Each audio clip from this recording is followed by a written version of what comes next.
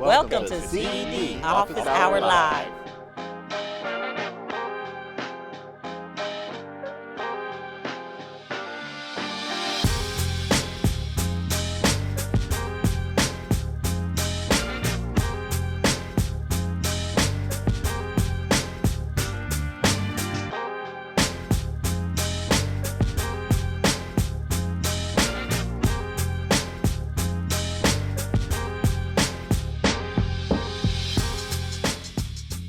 Welcome to CED Office Hour Live, where we talk about all things community and economic development.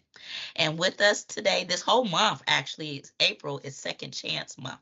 So we are doing things all around reentry, helping those who are working to get a second chance. Providing information for those who advocate, for those who have criminal records, who work in that space. So it is not a one-sided conversation. And we want to know what the trends are and what the opportunities are, not only here in Ohio, but across the nation. And so today, I will be introducing her shortly. We have Miss Deanna Hoskins, who has done awesome work here in Ohio, in the Midwest, really. And now she's leading a national organization. So before we get into the conversation, first I always like to give a definition of what community and economic development is. Even though it's three short words and we commonly say CED because instead of saying community and economic development all the time, we say CED. It is impactful and it touches on everything like diversity. But you can also, like diversity, ask different people what it is, and you're going to get 10 different answers, right? And so we like to level set and give that definition. So basically, CED is looks at how we live, work, play, thrive, and how we navigate through all of those spaces. It's living, right? Adulting, kidding, whatever, is living. And so on one end of the CED spectrum is the infrastructure, and that deals with what you physically can see, like new construction of new buildings, highways, parks, bikeways, affordable housing, common places, things like that. Even creative placemaking, that's art and social justice in a physical form, right? In Throughout all the cities and communities that we live in.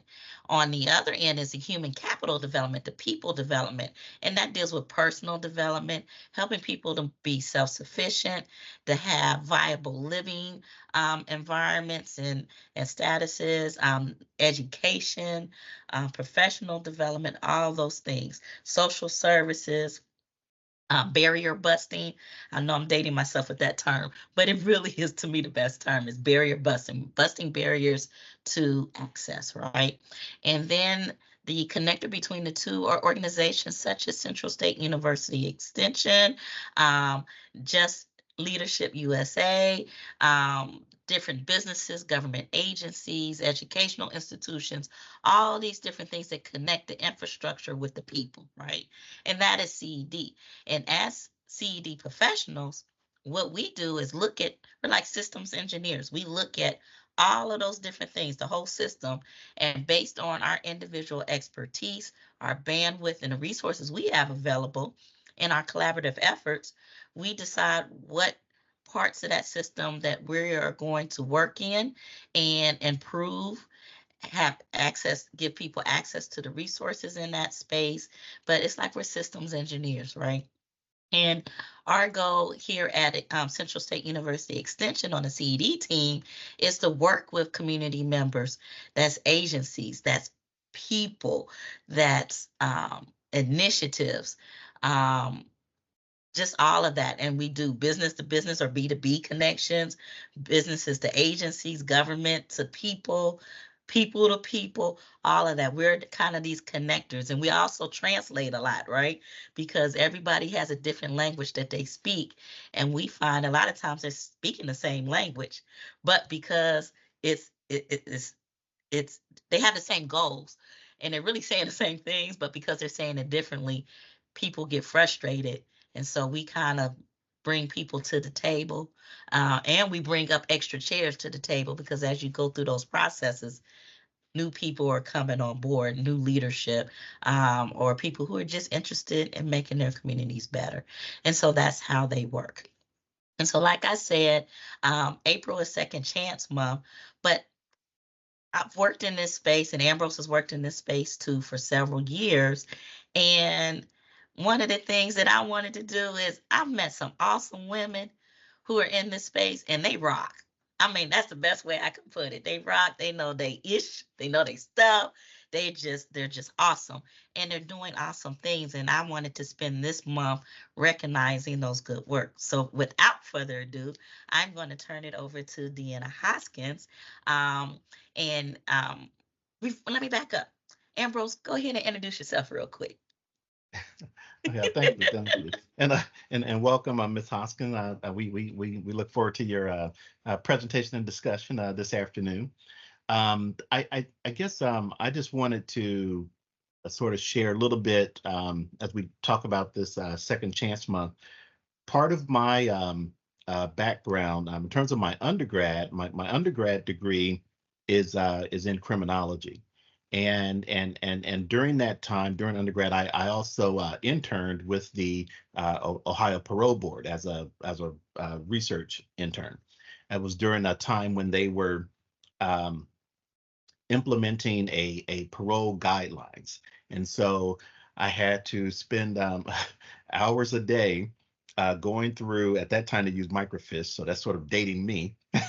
They used microfiche and looking at inmate files and then scoring each of the files they were coming up for parole according to things such as when they were, how many times and when they were first incarcerated, um, substance abuse, are there any substance abuse issues, what was the highest level of education attained, what was the economic status of the individual or their circumstances, and and then obviously, there were some patterns that I saw, and one thing, obviously it was a disproportionate number of African Americans in that pool that I was looking at. But my conclusion as a undergrad student reviewing this is we have to avoid the justice system, this at all costs. That was just my basic conclusion, because you had individuals who their records started when they were 9, 10, 11 years old, um, uh, taking a candy bar out of from the corner store, and then it just sort of became a cycle after that. And so while my undergrad was criminology, and then I did a few criminal cases early in my law practice, um, I really uh, saw my sort of mission to help educate folks about the system in general, help them to learn what it is, how to navigate that system, but then also, where necessary, change the system or renovate our system. And so I do welcome this discussion that we're having. I think it is relevant to a lot of the work that we do in community and economic development, and I look forward to our discussion. Yes. And so, Deanna, like I said, has done a lot of work throughout the Midwest, right? On a local or personal level, as well as a regional and state level. So, a lot of people throughout Ohio have now come through the doors of the Offices of Reentry, but we wouldn't have had those without the work of Deanna, right? And to your point, Ambrose, this is how I met Deanna, was working in this space on the workforce development side of reentry. And she even made sure that the Justice Center, the National Center, came and provided training for where we got certified. So I am an offender workforce development specialist, right? And so I loved her approach. It wasn't about talk. It was about education. This is what, here are the gaps that we need to fill. And then she went and started filling those gaps and plugging and play people. So when Deanna said, I need you there in class, I'm like, okay. It was no questions asked. I was in class ready to learn, right? And still had that big old binder. So, and still actually use it a lot. But, and that was 2012, somewhere around there. Um, and also, uh, she worked on the policy. So, where you had, like you referred to this cycle, right? Like once someone gets in a cycle, you can't get out. So you go to jail, you might be a model citizen in jail, you come out, you're motivated, you're doing right, and they say you got to get a job. Well, nobody will hire you because the business side of it would be, if I hire you, I'm at risk for lawsuit, because if a customer walks in the door and says, hey, I didn't like the service, and because he has a record and I happen to know he has a record, you made a risky hire, a bad hire, and you put me at risk. So I'm going to sue you. Had nothing to do with that. They just didn't like the cheese wasn't melted enough on a burger, right?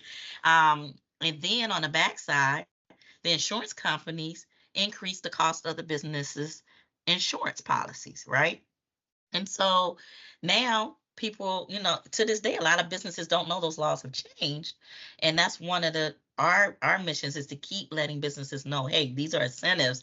And actually someone coming through that process, they've been assessed. You have more information on someone who's gone through an Office of Reentry or some other coalition group, because they've done assessments, they've given them extra training, they stick with them once they hire. To me, they're a less risky hire. That's just my personal thing, because you have more information to work with and more support. So it's almost like a free employment assistance program, right? And so I'd say kudos to Deanna, because she got these people from all these different sectors. I mean, she had the archdiocese, she had Amos, she had the government, she had individuals, business owners, and brought them together and said, what can we do? So I'm not going to steal all your thunder, and but I would like you to talk about those law changes and what those processes were that provided more opportunities for those who've had some kind of record. Thank you, thank you, Amber, for inviting me.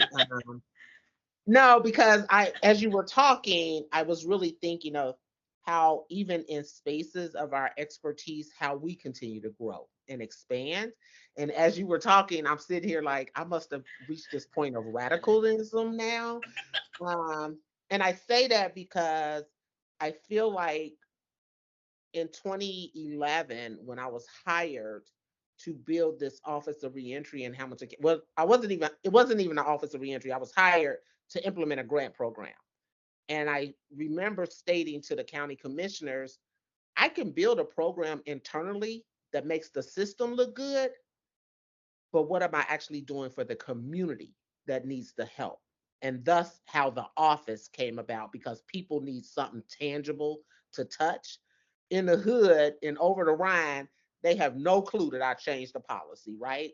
But they do have a clue of an Office of Reentry that they can go to receive the services and access. But and it was always trying to change. I guess I approached this work. One, I need to share how I got into this work, because I don't think nobody woke up and said, I want to do criminal justice reform policy, right? Every Black person wanted to be an attorney. I knew that was out. Um, I actually fell into policy fighting for myself as a formerly incarcerated African American woman who suffered with a drug addiction. And my sentence from my judge was to stay clean, get a job, and get custody of my kids back. Well, of course, getting custody of my kids was empty, because everybody who had it was like, here go your kids. Thank you for being home now. Here they go. Right? So that wasn't no issue. But there was an issue of meeting that mandate of getting a job. And although I had a skill set, I had went to Western Hills High School, studied data entry when that was first coming out, was an excellent data entry, had a high school. I could no longer do the jobs I used to. That was back in the day when, remember, you wrote checks, and overnight is when the check processing happened at the bank.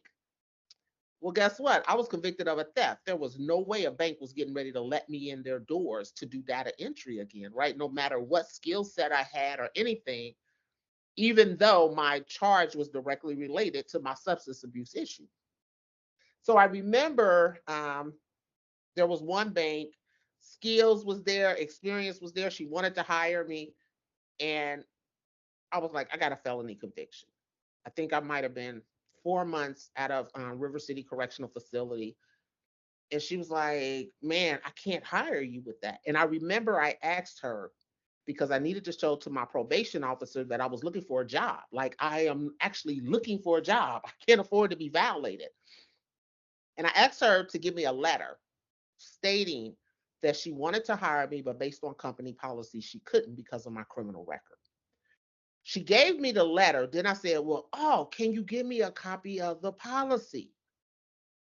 And that's thus when I discovered there were no policies. We have been operating in unwritten policies that allow organizations to discriminate against us, right? So thus is how I fell into the policy. I started researching. And I think this became like my slogan. While formerly incarcerated are not a protected class, there is a clause in the Civil Rights Act that says you cannot outright discriminate against a disparate population. So when people say we don't hire people with felonies, we don't hire people with misdemeanors, they are outright discriminating against African Americans and Latinas who are arrested and convicted at a higher rate. When I tell you that became my slogan, and companies were looking at me like, what? I'm like, and so understanding that, but our community had never been empowered to file those lawsuits through EEOC, right? So we were successful at starting to file. I used to literally just look for jobs to see if they had it. Like, we could sue you, right? Pepsi Cola, Family Dollar, Coca-Cola, all settled lawsuits because they had a blanket policy. No felonies, no criminal convictions. So of course, moving from there, it became intriguing to me because what it reminded me of was the 13th Amendment. Yeah, we abolished slavery, but we added a clause that says incept of a term of incarceration. It then reminded me of Michelle Alexander's book, The New Jim Crow, where you were taking my criminal conviction and telling me where I could live, where I could work, and what I could do. And I challenged the system and asked this question. If we believe in our system of justice and that a person is removed from their community for a term to be held accountable for an action they did, and these agencies are called Departments of Corrections and Rehabilitation, upon my release, are you saying my behavior and my as a person was not corrected or rehabilitated? And your policies show me you don't believe in that system. So you are using that system to continue to utilize the slave work that pays the state's resources, right? You even allow companies to come in the name of reentry to produce for their company, and they won't even hire us once we're released. So I started challenging this system and this notion. And the one thing I do know about the Midwest, Ohio specifically, they do not like Black people that is unapologetic and just going to express their voice in any way, right? So I knew I Yes. was the outcast, right? But my dad always says, That hit in so many ways. Go ahead. especially a Black woman, because we've always been seen as the nanny or whatever, right? So I started addressing policies. And I remember when I got the position at the I created the Office of Reentry, I got the position, and I was looking at what is priority. And I remember going to the commissioners and I was like, you know what? I can go out here and tell employers to hire people with criminal backgrounds. I could say all that, but I'm gonna challenge y'all. How many of y'all hired except for me? What does your county hiring policy look like? So I can't go outside and do something that my organization is not doing internally. So thus, we changed the policy in Hamilton County government that actually moved to a transparent, fair hiring policy. If you go to the county website today, you do not see the question, have you been convicted of a crime? And we're transparent. We actually have a listing of positions in the county where a criminal record would be a problem because they do have the Office of Older Adults, Juvenile Court, children's services. Those are considered vulnerable populations. So we're very transparent. And if there is a posting that is in one of them, it'll say, here is a list of offenses that are disqualified from this position. But that's one position in one department. We got 52 departments in the county. So it was a transparent hiring process. And I every now and then I check, I'll be like, let me see if they're still doing this. And it is so gratifying to see when you go that they are still doing that. So what I realized, we didn't just change policy, we changed culture. Because we 12 years in now. We changed the culture of Hamilton County government, which rippled effect to the city of Cincinnati's application. The question's not there, which then rolled up to the state of Ohio. So if you apply for a position with the state of Ohio, the question is not on the application. They have a transparent hiring process. That one process, for me, acknowledged the power of voice, but it also acknowledged the power of lived experience that had been diminished for so long when it comes to the criminal justice system. Every other system in this country, if you're homeless and the housing providers are trying to get money for housing, they put you up front to speak. Substance abuse, mental health, veteran service, reproductive justice, criminal justice system is still the most reluctant system to put people with lived experience up front as the experts. So today, I run a national organization called Just Leadership USA. We are the only national organization that has been founded by and operated by formerly incarcerated individuals. And I like to say this year we're celebrating our 10 years. And if anybody know the nonprofit arena locally, don't talk about being a national organization, and to have not only survived 10 years as a national organization, but thriving to where we turn down money shows we have hit a glitch of a need that this country has never seen before. And what we do at Just Leadership, we invest in the leadership of formerly incarcerated people across the country. So we go into communities and we train formerly incarcerated people on how to elevate their voice. We educate them on policy, and we help them build campaigns to address the issues that are oppressing them. Some of the successful campaigns we have done, the one that threw us into national spotlight, was the Close Rikers campaign. If anyone is from New York, they know Rikers Island is the most notorious jail in the country. It is the largest at one time, 50,000 individuals. And we're talking about jail, not prison. We're talking about people who have not been convicted of a crime, but are sitting there because they can't pay bail. We led a campaign to close Rikers Island on October 2019. We got a successful vote through City Council, 35-13, that Rikers Island must close by 2027. And not only does it close, it must pass the deed and ownership to another state agency so that it can never be used as a correctional facility again in any way. But to accomplish that, we had to do a corresponding campaign because, as I said, 50,000 people who couldn't pay bail, which means we had to do bail reform in New York. So in the state of New York, if you are arrested for a drug offense, a nonviolent, you do not get a cash bail. You do not get a cash bail. Rikers Island is now held for the most notorious. And as of today's census, there are 5,587 people on Rikers Island. We're talking about from 50,000, right, to 500 because we stopped criminalizing being poor. And I think that was kind of the notion we went with, where Black people, the Constitution said you're innocent until proven guilty. We know Black people are guilty until proven innocent. And what we have used across this country is bail to determine that. It's only an accusation of a crime. You have not been found guilty. And bail is only to secure your return to court. But we have been giving people bail as if they have been guilty of the crime. And I always tell people, go to the Eighth Amendment of the Constitution. It clearly states bail should be issued in a person's ability to pay. I'll say that again. The Eighth Amendment says a person's bail should be in the amount of their ability to pay. So why do we have people with no job sitting in local jails with $100,000, $200,000 bonds? Then we allow something called a bail bondsman to be created to even siphon on our families.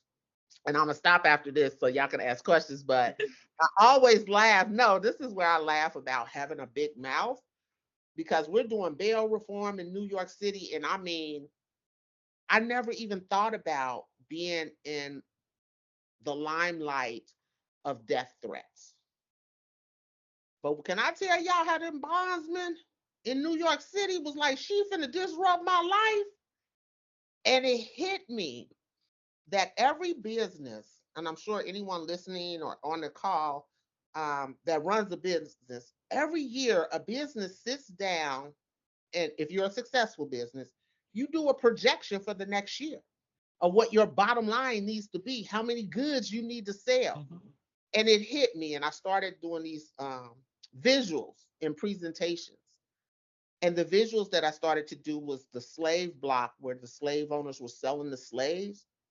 That's what bondsmen do every year when they do their business plan. They know how many bodies they need to pass through on bonds to maintain a lifestyle. So we started to relate it to the slave block, right? And what you're doing in a bondsman is you're selling my family members' freedom to me and taking advantage of our family, because we don't get that money back. And all you did was write an insurance policy on it. But you took our $4,000 or $5,000 we had to gather at a family reunion that we'll never get back for our family members' freedom. And I used to always challenge the communities. Just tell me what's the difference between a bondsman and a slave owner. I didn't see no difference. He was selling bodies, right? And so thus led to death threats. There again, realizing an old saying my dad said, if nobody's attacking you, you ain't doing your job. So every time I get attacked, I get excited because I'm like, "Ooh, I must hit a nerve. We're gonna drive deeper into this, right?" Um, and what I realized is the system has been so covered up that when we start acknowledging and paying attention to stuff like bail bonds, and how it's criminalizing being poor, how it's a violation of our Constitution rights, and how we have allowed other people to get rich off of replicating the slave trade. Yeah, you disrupting a system that has been covered up for years, and a lot of people, and not only people of other ethnicities. Some of your own people get upset because some of them have benefited off of us as well. So I'm gonna stop there and see if y'all got any questions, because there's so much more that we do. And I just enjoy it because I feel like I was the only child growing up, so I never got to start trouble, and I legally get to start trouble, and I get to start trouble, and can't nobody do nothing but walk out the room pouting, right? Or do a death threat, and I'll be like, oh, okay. But no, it actually feels good to be a disruptor of an oppressive system. Well, one of the things that we've done, and is really a direct result of your efforts in Ohio, one of the examples that I give is my brother, right? And so, as many of you all know, my dad was the first African American assistant police chief for the city of Cincinnati. But before he was police chief, he basically ran a whole district. District 4 was one of the largest districts in the city. And on one of the main strips, my brother decides he wants to go into street pharmaceuticals, right? And then he gets arrested by one of my friends, right, who knew who he was, gave him a chance to leave because it's like, hey, when I come back around the block, you need to be gone, right? And he was still standing there. And then he was like, do you know who I am? Yeah, you're Amber's brother. You're Lieutenant Colonel Twitty's, son. And he told me take you in. So flash forward a few years later, and this is before your reform, um, my brother decides, okay, I think I'm going to do right now. I'm going to go to school. So he goes back to Cincinnati State, going into real estate. And it comes in, he's getting straight A's, doing class. I'm like, wonderful, right? And then it came time that he had to, because he had a record, he had to apply to the state to even be able to be eligible to even sit to take the exam to be a real estate agent, right? And I had already got on real estate mentors, so he's really set to go. And they told him no because he had a record. So now what does he do? He goes back to doing what he was doing. So how is that reform? So I'm saying now I kind of wish, that situation happened after 2012 because he probably would have been a real estate agent now, right? And doing very well because he's a good salesman, right? But, Skills are but transferable. All them skills are not right, liability. he got them transferable skills. But I liked your work that you did to align the offense with the industry, right? So what one of the things that I've done here is I created what's called the Entree to Entrepreneurship Program. And it's an initiative because I don't do just one single program. We got to look at the whole picture, right? But the crust of it is that you have an individual who has a record, whether they were incarcerated or not, and they're learning the option of being an entrepreneur. And I have colleagues and friends, people I grew up with, they took the road that way, but they've come back and now they're successful business people. And they have agreed to do this peer-to-peer mentoring because I'm too pretty to go to jail. So I'm not going to, I got to stay out of that lane. I can't authentically say you need to do this, you need to do that. I can give you hope and education, but it's up to those peers to say, hey, this was my experience. This is how you can avoid this situation, or if somebody comes at you like that. So it keeps it authentic. And so the goal of that is whether you are still incarcerated, I can go into jail and teach it to you, or whether you get it after you get out or you never been but have a record.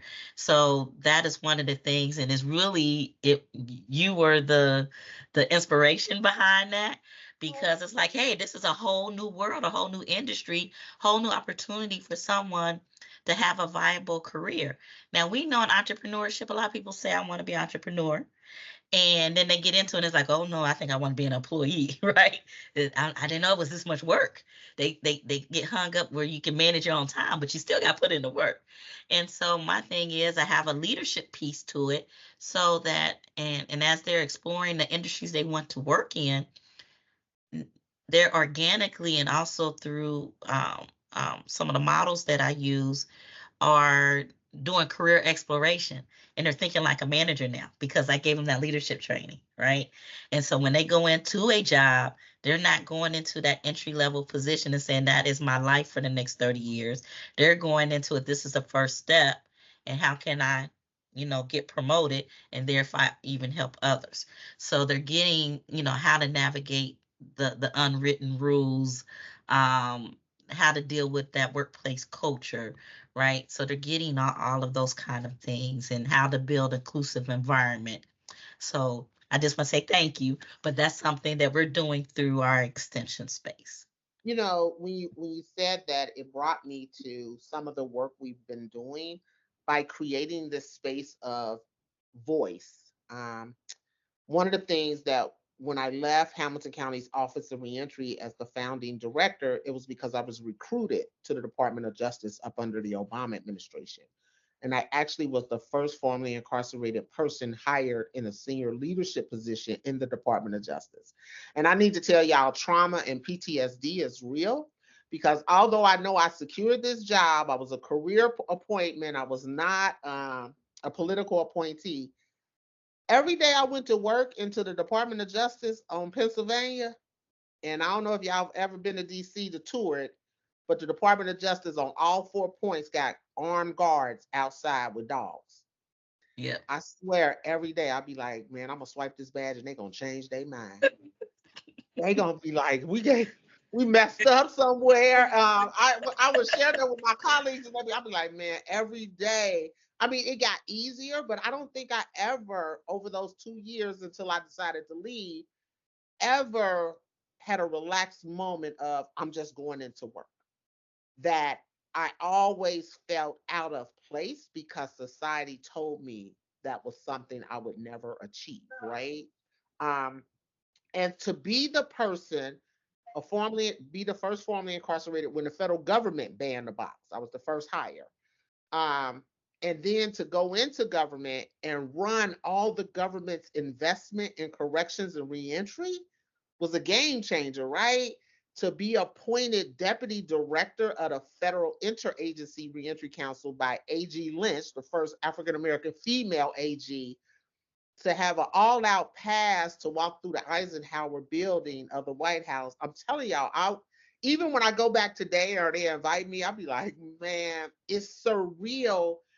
And so my goal is to make sure as many formerly incarcerated people get that experience to be into the highest ranking law enforcement office in the country, and not to be there in handcuffs, right? Not to be in the presence of federal prosecutors in handcuffs fighting for your life. You're walking through this building as a citizen of the United States. This is what you have access to, and you are here to sit down and talk business with the AG, right? So we created what's called the Just Us Coordinating Council, and we spell it very specifically JUST US. It either means we're trying to get to a just US, but man, this is really all about just us, those people who have been directly impacted. So when I look at what strides have our voice made, and this is collectively all formerly incarcerated across the country, stakeholder, allied groups, anything, we never had our own voice at that federal level. So some of the things we were able to change at a federal level that most people don't even know, when COVID hit and SBA came out with all the small business things of what small businesses could do, there was a 7A clause of people who were currently on parole or probation or who had been criminally convicted. We were successful at getting the 7A clause removed that prevented people with criminal backgrounds from getting access to those small business loans and grants that were coming out of SBA. We also, today, we've been fighting for the last 3 years because when COVID hit, yeah, everyone in the country learned about it. But if you've ever served time in a correctional facility, you knew about communicable diseases. We knew about the spread of contagious diseases. So, how do we leverage this opportunity? And that prisons are congregate living areas, that even when the White House came out with the vaccine and they gave the grid of who would have first access, and congregate living was group 1A, prisons fell into group 1A. Governors moved them to the end of the road, but they were congregate living like nursing homes and all of that. So we pushed to have vaccines included in prisons because here's the thing: the prisoners, the prison population themselves may not have been risky because they are contained, but the staff come in and out all day from communities bringing it in. So it actually, we were able to fight with states to say, not only are you not looking at the human dignity of the people in custody who are entrusted to your care, you are not even looking at your employees as a state employer. You're risking your employees by not having vaccines inside a prison. That's an HR issue. So we're real good at flipping the script. When you talk about the prison populations, people just diminish it. But when you flip it to reality of an HR issue and an HR lawsuit, people get in line real quick, right? So we're doing that right now. We are successful. Most people don't know there's a Medicaid clause that says people incarcerated can't have access to Medicaid. So if you got arrested and you were receiving Medicaid, it got terminated. Congress just pushed. No longer would your Medicaid be terminated, it will be suspended while you serve your term of incarceration. We also moved and got what's called reentry waivers. It's called the 1115 waivers, where states are now applying that people in custody inside prisons can actually apply 90 days for Medicaid prior to release and start receiving care coordination around social determinants of care. Meaning, what I'm educating directly impacted about, peer mentoring and case plan reentry planning can start behind the wall, and you now can build Medicaid for that to build up your small community-based organization, because we're looking for warm handoffs, right? Another clause in that states are panicking about is that anyone incarcerated under the age anyone incarcerated under the age of 21 has to be provided with wraparound medical care and social determinant care under Medicaid from all state Department of Corrections, and up to age 26 if they ever were in the foster care system, because we know those are the kids who fall through the systems. States are panicking because Department of Corrections has never played very well with community partners, and now they have a federal law that says they have to. That's a game changer for communities. And I just want to add this because I'm helping some states, Colorado, Seattle, and Hawaii. There's 9 services that Medicaid is saying that this population can have access to, but 3 of them are very pertinent to the community. The building of a community hub, which can be a reentry office or a reentry center. It pays for housing up to 6 months and provide transportation. Where that go to needs, we always said that the population needed once they left prison, right? So actually, how does states leverage this with community providers? And states are lost. So here, if they don't work with or partner with what we call credible messengers, people with lived experience, to help design their state plans, they're going to fall behind on compliance with federal regulations. So here's a federal law where states are saying, help, who do I go to? And they're going to people saying, I got to go to the people with lived experience. And Just Leadership just happened to have their arms into 45 states, including DC.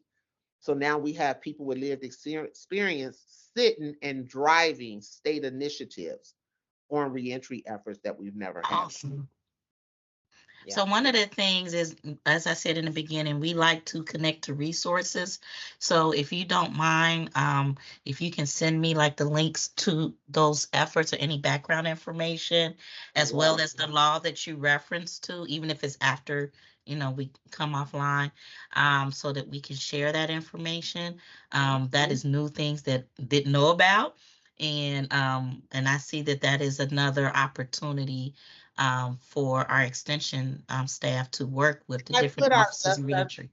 I see you put Just Leadership's website, but I also on there is our Just Us coordinating website, which is nothing but saturated with resources, policy briefs around employment, healthcare, economic Okay, mobility, and all that. So that's we are really and people sign up because we do monthly webinars with federal agencies to show how community can have access to these federal resources. awesome. Ambrose and Eric. Eric has joined us. He's on our team as well. Ambrose is based mainly in the Columbus area. Eric is in Findlay and Toledo, and as you know, I'm here in Cincinnati.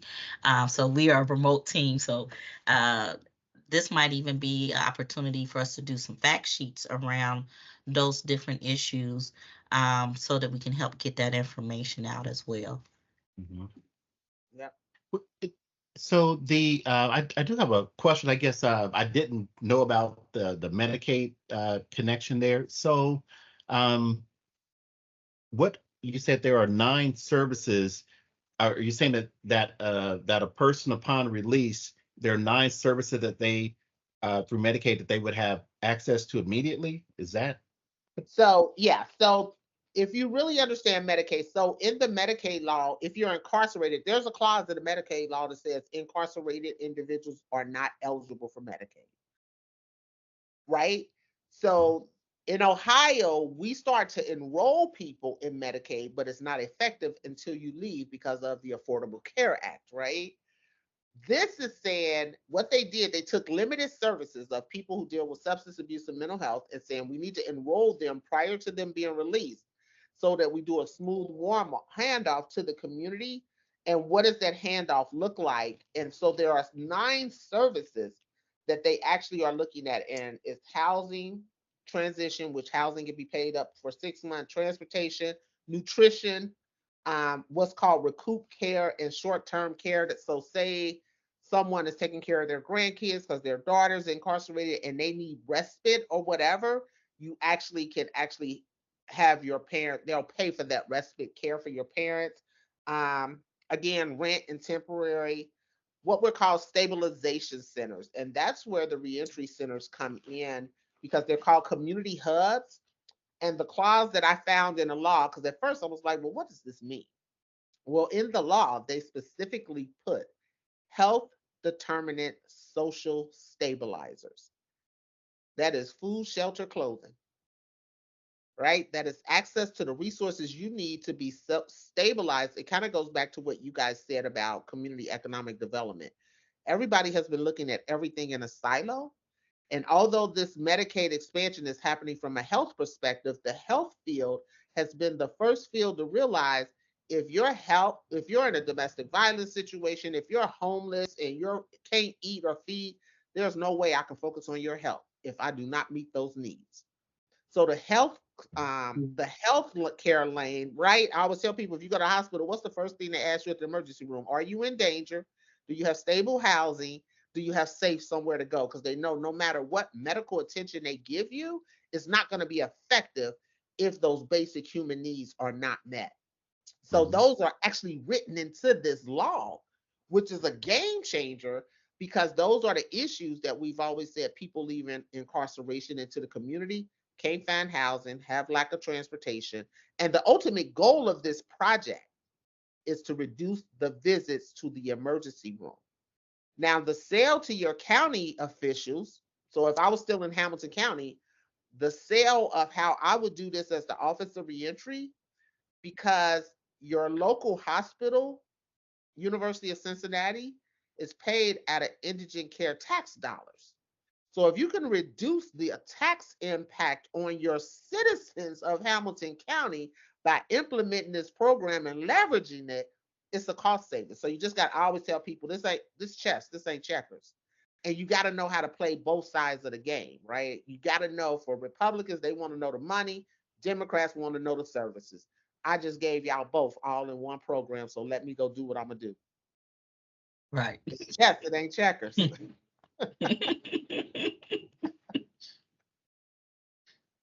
So yeah, so it's really looking into it, and looking at where Ohio. I haven't seen Ohio as one of the states that have submitted. So you have to submit a waiver until we could get the law. It's called an 1115 waiver. And Ambrose and Amber, I actually, the company that I'm consulting with, they actually do one pagers, because we literally are working with the National Association of Health Professions, which is another group called the Association of State Medical Directors. So every state medical director that oversees Medicaid, I've been presenting to them about this, because here's what I realized.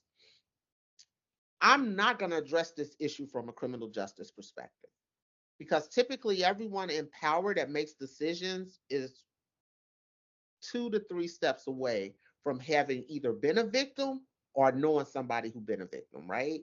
And I'll share a story with you guys. I was sentenced out of Hamilton County from Judge Nadel to serve my time. And I remember the first time there was a friend of mine who had relapsed, went back into the life, and got arrested. And I went to court to talk on her behalf. And he knew, he was like, I sentenced you, didn't I? I was like, yeah. And I remember sharing, I think I had about 4 or 5 years clean at that time. And I remember sharing what I was doing. And he was like, once a crackhead, always a crackhead. I was like, wow, wow. But I'm going to show how God works. When I became the Office of Reentry, he became my number one advocate in the courts with the judges. So when you can change your judge from your judge to your colleague, he was the presiding judge, right? So that's how the Office of Reentry was able to infiltrate the courthouse, because I let, and I'm going to share this. Is this live? Because I need to share this. No, because this is, when I say all skills are not a liability, I was addicted to drugs. I had to figure out every day how I was going to get high without losing my life, or, you know what I'm saying? So I tell people, when I went to work for Hamilton County, and they was like, how did you start working with judges? I was like, judges are like gangs. You never approach the gang leader in front of all his followers. You approach the gang leader one-on-one. Then you let him go tell the followers. Mm-hmm. He was the presiding judge. He was the gang leader. Mm-hmm. So I built a rapport with the presiding judge. He then sold the Office of Reentry to all the other judges, of how the Office of Reentry got all the referrals. Everybody want to follow the presiding judge, the gang leader, because everybody want to be him. Mm-hmm. Everybody want to be the presiding judge, right? So I was like, once I figured that out, I was like, this is the same game, different product. Like you're navigating the same street gang, but on a perfect, that's how they operated, right? And I think we have tried to figure out how to fit into their world without realizing they are already functioning in our world. They are already functioning in our, think about it. When you think about judges and how they take over, how they do stuff as a game. Like a game. It's just legally, right? Ain't no bodies left, but ain't no bodies left to where you go to court, right? So how do you really look at this from a different perspective instead of always trying to tap dance to how the system says we should respond? But if you can't beat them, to figure out how to join them, right? So we went from asking for a seat at their table. And my team did this whole little mural in our office that says Shirley Chisholm said if they don't give you a seat at the table, bring a folding chair. And then on the other side they put, but Deanna said if they don't give you a seat at the table, just go build your own. And now they want to come to your table, right? Right. But what that is, that's the power shift. That's the power shift. We took control of it. So we're presenting next week in the federal government, and we got all these federal agencies. And I was like, well, what does this person have to do with what I'm talking about? And they was like, but Deanna, they really want to be there. That's what I want. I want you to be there, but I'm not giving you the mic. This ain't your agenda. Because if you don't set the agenda, you on the menu. I'm setting the agenda. And what I'm demonstrating to over 75 formerly incarcerated people who I'm having with me is the switch in power. How you go into their space, set the agenda, set the topic based on what you need to show them you're the expert to switch power. And that's all this is. We're just trying to do power. You still gonna be the elected official. But what I learned from Ohio from my elected officials never write the policy. The constituents that they trust writes the policies. Mm-hmm. Yep. Yeah, So when true. you get elected officials to the point right now, we're working on some federal bills. Clean slate is moving across the country. Of course, I'm the iceberg because I'm like, clean slate is nothing. It expands expungement, but let's be honest, Black people caught up in the war on drugs got convicted of aggravated trafficking, aggravated added violence to it. So all these low level charges that y'all are saying expungement works for don't impact the Black community. But you haven't looked at standing policies that will prevent that from taking place. So I'm a person with a governor's pardon and an expungement, 25 years removed. If it was really viable, why does my criminal record come up when I go apply for an apartment? And I got property. I'm a homeowner. I'm a landlord. But if I go apply for an apartment, guess what comes up through the background check? My criminal record that's been pardoned by a governor and expunged. So don't give me with anything that picks up across the country is not freeing Black people. It ain't giving no relief to Black people. That's why everybody picking it up because they know there's another law somewhere that's going to circumvent this law. And guess what? We just happened to find out what it was. It was background checking companies and the FCRA law. But check this out, just and most people don't know this. Just like when you get a credit report and you get turned down, they got to send you a letter where they got that credit report from. And you have a right to get a copy to see. Same thing with a background check. You get access to a credit report annually free. Same thing with a background check. They just didn't give us the information. They just didn't give us the information, right? So if Clean Slate says your record is expunged, and there's a section in the FCRA that says, check this out, y'all, because I'm still outdone. No adverse action of arrest can be reported on a person 7 years from the date the report is pulled. So if 7 years, like my credit, my criminal background cannot be reported through a consumer report, why I need clean slate if we enforce the federal law that's already on the books? Right. But then they added a loophole in Section 5 under the FCRA that says no adverse action other than a criminal conviction. So now you're saying a criminal conviction can be reported indefinitely. So your own law is contradicting itself. But then we as advocates going to add a new law. Can we correct what's on the books first and get clarity on that? Because even if you expunge it, they operate under the federal rule that says everything but a criminal conviction. So that means they still can report it, which is thus why my pardon and expunged record still gets reported 25 years later because of federal law that has entrenched discriminatory practices. Right. So, of course, me being who I am, and I'm challenging it, next week we're having a meeting, and I've called in EEOC, Civil Rights, Federal Trade Commission, Consumer Federal Protection Agency, BJS, and Homeland Security, and I'm bringing a team of attorneys from the National Employment Law Protection. I just want y'all to explain this to me, because if y'all can't explain it to me and my attorneys need to discuss, have background checks companies been exploiting and violating people's civil rights, and when have formerly incarcerated ever filed a class action lawsuit in their own voice? Never, but we will today. Because it's in federal law, it's in writing.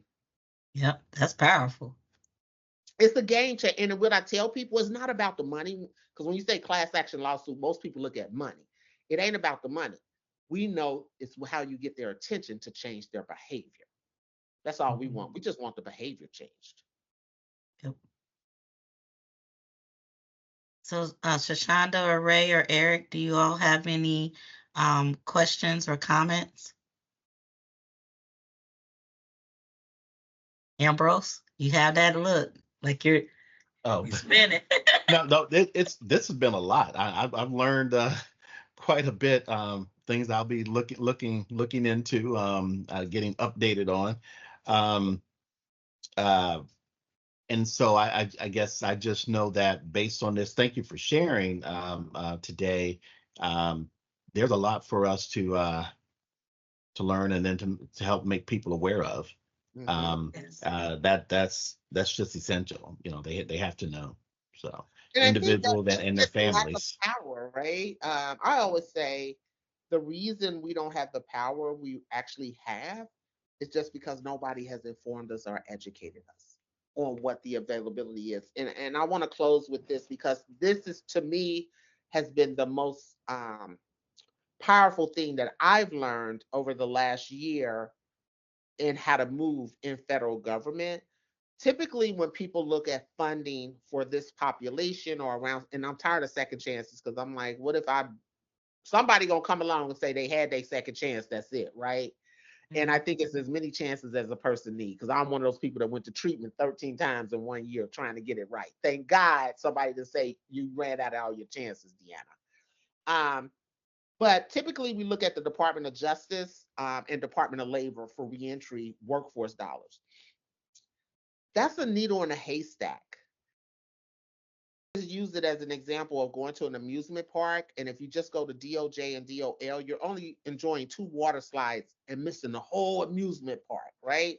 Because you have Department of Transportation, which is the largest funder of federal funds into our communities. That's our roadways, our bridges, our sewers, all of that, right? You have Department of Energy, game changer. Department of Energy actually has an agency inside of it called the Small Business Energy Department that is focused on Black and brown communities getting renewable energy and employing Black and brown businesses to lead those initiatives. I got a whole deck I'm going to send you guys of potential job pathways for this population that's in the ended man between manufacturing and energy. We were able to go, and so Department of Labor focuses on reentry grants. It's called REXO, Reintegration of Ex-Offenders. HUD Section 3, most people look at HUD and think of housing, but HUD has a Section 3 that when they're building affordable housing, Section 3 says a percentage of the population must come from the zip code, right? Most people familiar with Section 3. So I go, having been appointed as the interagency director, I knew internally how federal agencies didn't talk. So I went to Labor, HUD, Energy and Transportation, called a meeting and asked Energy and Transportation, have they ever thought about utilizing Section 3? They had no clue what it was. So we had to have HUD tell them how they could leverage Section 3 on their federal grants to localities Now you don't have to say you're reentry focused.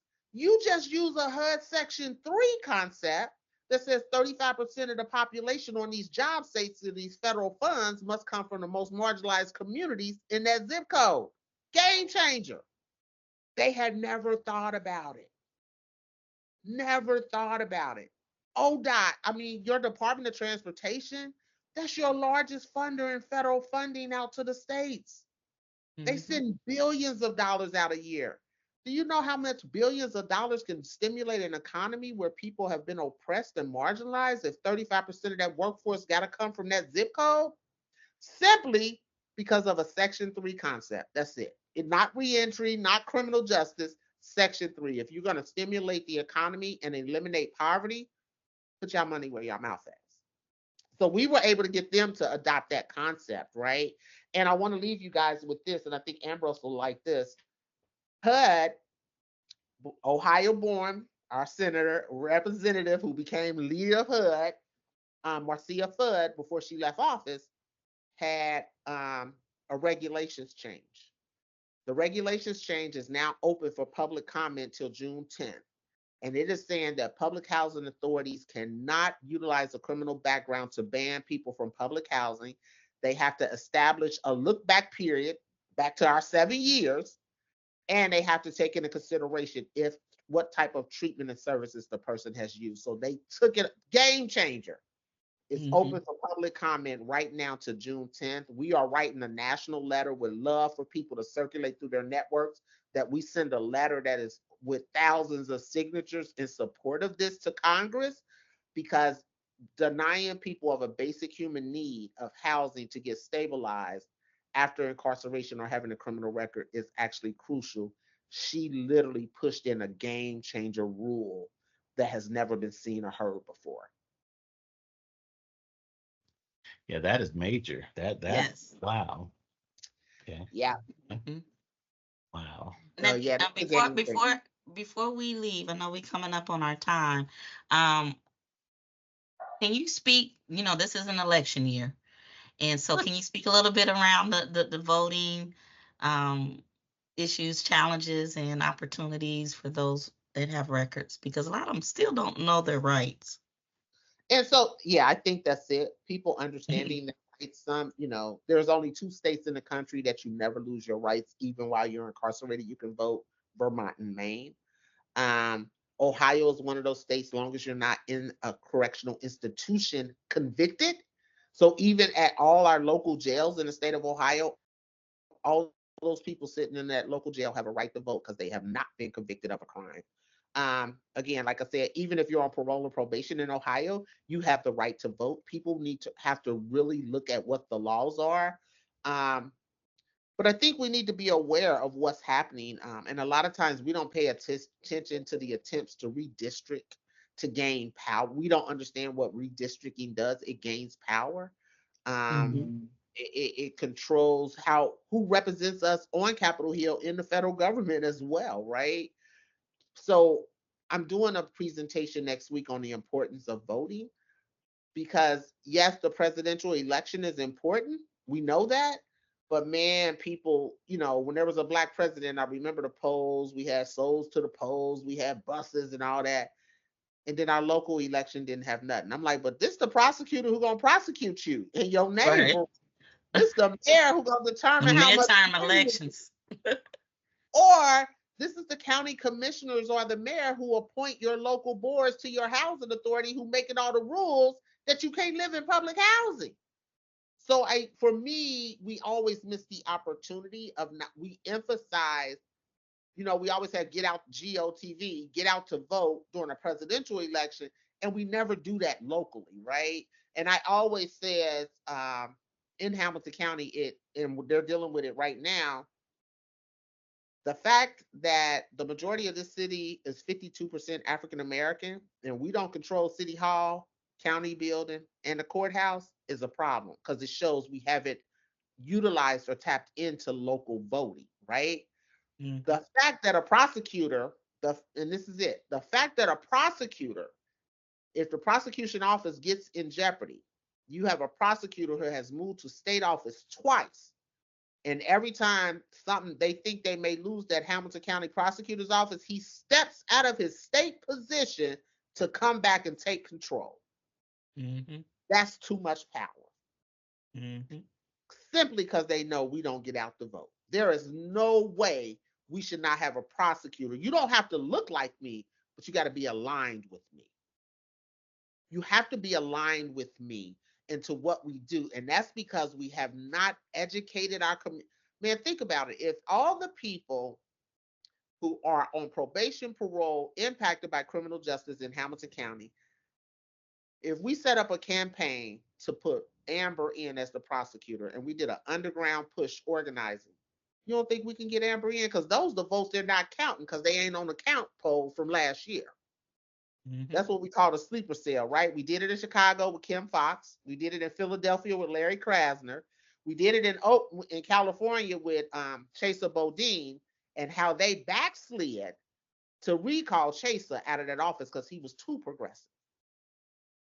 But you have the ability. So that's why I tell people when people complain, don't complain. If you have not strategically organized your community to put in office who you want, you can't complain because it's too easy. Mm-hmm. If you built a real camp, man, I could put somebody in there without a law degree. All I need is some votes. But we never, and there's been 3 Black people who have went for that office. And one of them, here's the crazy part. One of them was so qualified that Joe Dieters and other prosecutors knew that that would be the African American to unseat them. Because And he he was was, and he was only off by like it wasn't even a whole percentage No, point. I'm not talking about him. I'm Oh, talking okay. about the person who was the head of the Federal Bureau of Prisons Oh, okay. criminal division in Hamilton County, who is now appointed by the president as the Yes. highest law-ranking African American in the state of Ohio as your Southwest Attorney General. Yes. Done deal. Yes. Done deal. But he knew I couldn't give up my federal career depending on support from the African American community to get that office. Yep. We don't know how to bound together. I know who that is too. I went to school. I grew up with him as well. We all 3 of us grew up together. But we don't know how to bound together. And because I would, he was like, if everybody thought like you or you were here to help run my campaign, it was a slide. When they thought he was throwing his hat in, they were calling him. Are you finna run? Because they knew they couldn't say he didn't have the qualifications because he actually has out prosecuted cases higher than any county prosecutor has, right? He had a reputation in the he ran the criminal division of the U.S. Attorney's Office in Ohio and is now the highest ranking law enforcement in the state of Ohio, appointed by the President of the United States. And he couldn't become county prosecutor? Come on. Yep. We need some education. We got to educate our communities for real on the power of voting. Yes.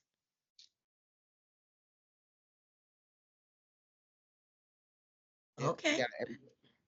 I'm full. You done gave me a whole list of to-dos now. So I'll be calling you like, this is what I came up with. This is what me and Ambrose and Eric are doing now. Make sure you get your stamp of approval.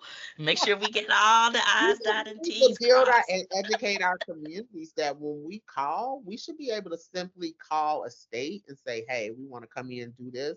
We need to gather together and we have enough trust in each other that we're all moving in the same process and operating.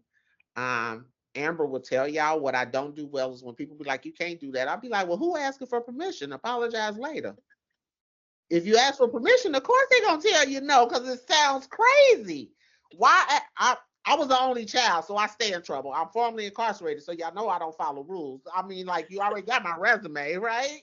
Like, so don't expect the unrealistic of me. But no, when you're doing courageous stuff, you can't ask for permission because can't nobody see the vision. And as my mother would say, nobody could see the vision because it wasn't a conference call. It was a call between you and God. That's right. That's called mission work. Yep. And Eric, he's traveling, so that's why he doesn't have his camera on. But Hey, he Eric. typed that this has been amazing, and he's really enjoyed our talk today. So I'm gonna let you close us out today. So I'm gonna say my little piece, and then I'm gonna let you, give us our closing statement. So I want to tell everybody thank you for joining us for CED Office Hour Live, our series on women in reentry. We had a conversation today with Deanna Hoskins of Just Leadership USA. Next week we will have Jill Picaro from the Montgomery Public Defender's Office is doing a lot of progressive work in Montgomery County, which is the Dayton, Ohio area. They also work and they're doing a lot of work actually in 5 counties, even though they're based in Montgomery County now. So we our extension has worked with her a lot, and that's in the reentry space. And Jamie G is one of the senior people at the Office of Reentry in Montgomery County, so they work together a whole lot. So Yep. um, just want to let you know that. So without further ado, I'm turning it over to you, to you, Deanna, to close us out. No, thank you for this. This has really been great because sometimes you just need to hear when you get bogged down in the work, you need to rejuvenate your juices. Next week is getting ready to be a big week for me with all these meetings on the Capitol Hill and federal government just challenging the system. And what it continuously remind me of is never allowing others to dictate your future. Um, where the bottom line was I had so long lived into what I couldn't do because everybody said what I couldn't do with a felony conviction and what I tell my kids and everybody else, nobody ever tells us what we can do. And if I remember saying one time, God, if I have to be the poster child and the face of reentry, I'm willing, and literally becoming a billboard in Ohio, right? Of city Yeah, transfers. I was like, boy, when I say you were God, the walking, talking billboard, not just the physical billboard. it blew me away. And then to come from a city like Cincinnati, very conservative. I left that county looking for employment because I knew as an African American woman with a felony conviction, I thought my opportunities were limited, right? Only to return back to that county as one of the highest ranking African American women. Um, when your city makes a mural of you on a side of a building about being incarcerated, like who does that, right? Like, but it was focused on second chances. So what it reminded me of is that dreams never die. We just don't inspire them. We have to lean into our own superpower. And what I tell everybody, and I just need everybody who's in contact with any program you guys are doing, man, even when it gets rough, even when other people are not supporting your vision and your ideas, actually you have to look at who's around you because it's not that they're not supporting, they can't handle the magnitude of your vision and it scares them, right? Because it should scare you. My mother always says, if your dreams don't make you twinkle a little bit, it wasn't big enough, right? But being realistic into how your dreams and when you get that gut feeling that you can't shake, it's because that's what you're supposed to be doing, no matter how fearful it may be. And God doesn't have a spirit of fear. Actually, it's the fear, it's the feeling of it possibly is going to happen. And then what do I do? Right. And I will say all this work I've talked about, all the accolades that, people have given me, awards, man, each one of those jobs, I closed the door on the first day and slid down the wall and was like, what I'm finna do, God? I had no clue. I had no clue when they gave me that position as director of reentry. I had no clue when I got to the federal government. I was like, what am I supposed to do? I'm here. And what I realized is that he'll never put you any place that you can't handle. He'll give you the resources and the access you need. But also, as you're preparing programs, as you're helping other people, I want you to remember that you can prepare people all day to fish. They got to have access to the water. And so we've been having a system that's been trying to teach people how to fish upon release from incarceration, only to be released and didn't have access to the water. Yep. So we got to ensure access to the water exists for our communities. Yes, we do. Well, Thank thank you you. again, and I'll definitely be following up as we put together some new stuff. That's Let's do thank it. you, thank you, thank you. No, thank Um, you guys. okay, take care. All right. Bye bye. Bye bye.